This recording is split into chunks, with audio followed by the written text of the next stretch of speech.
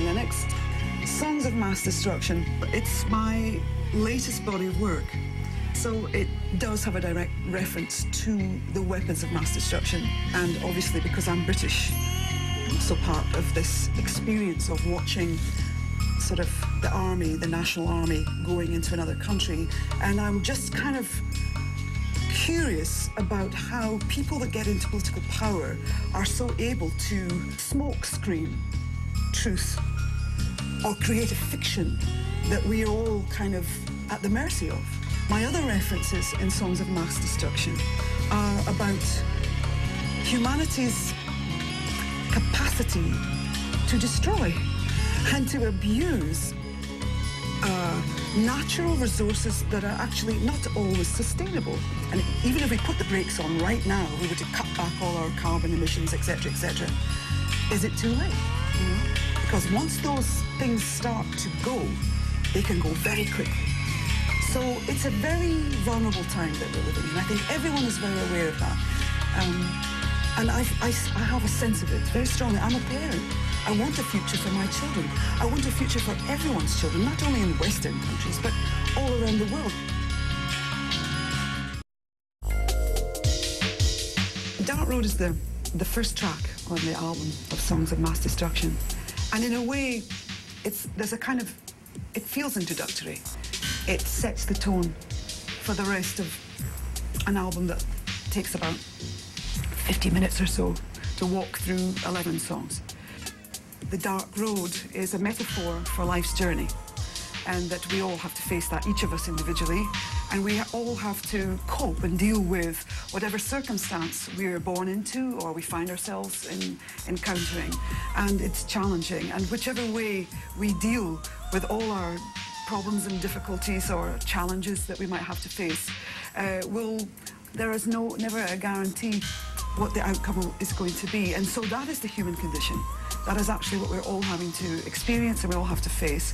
It's a kind of existential experience, you know, because I see life as it's an extraordinary one, because we're born and we know one thing, that is that we're going to die at some point.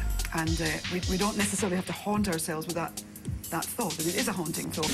Inevitably, that accompanies us through our life. And it's a curious thing, you know, because, yeah,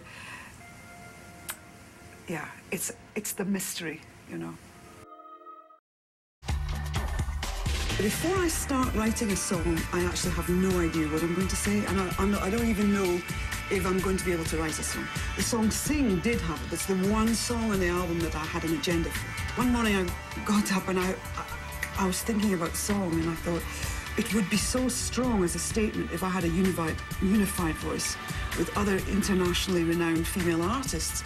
It would be a broader vehicle for attention, and it would also signify a sense of unity. So I simply wrote down a kind of mission statement, which I sent to Madonna, K.D. Lang, Joss Stone, Shakira, Fergie, Gladys Knight, Faith Hill, Dido, it's a long list, and they're all incredible.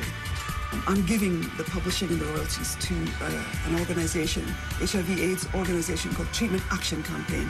A few years ago, I went to Cape Town for the first time to take part in the first 46664 concert, which is Nelson Mandela's HIV/AIDS Foundation.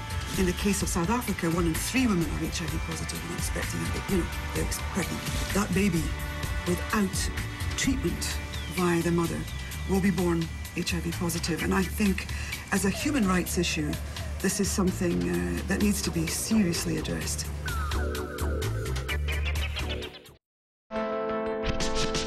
In life, I step onto the stage and it's like there's an alter ego, if you like, or another persona, an alter persona.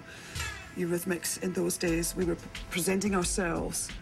In my case, you know, I felt that women were incredibly stereotyped. I wanted to be seen as an equal to my partner, who is a man.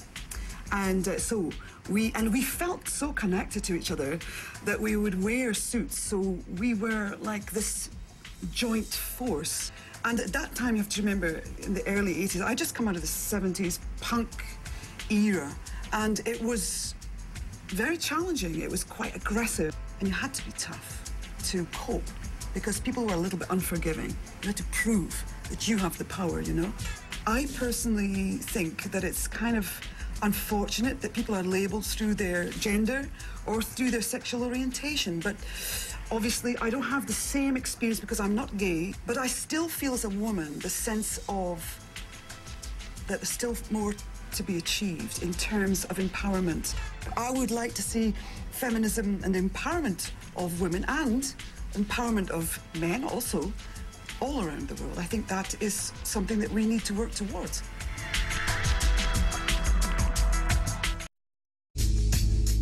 Well, you have to remember that if you're a musician and you're creating music and it's recorded, that's your legacy, and you're going to have to live with that. So if you're not happy with your music, you have to live with that.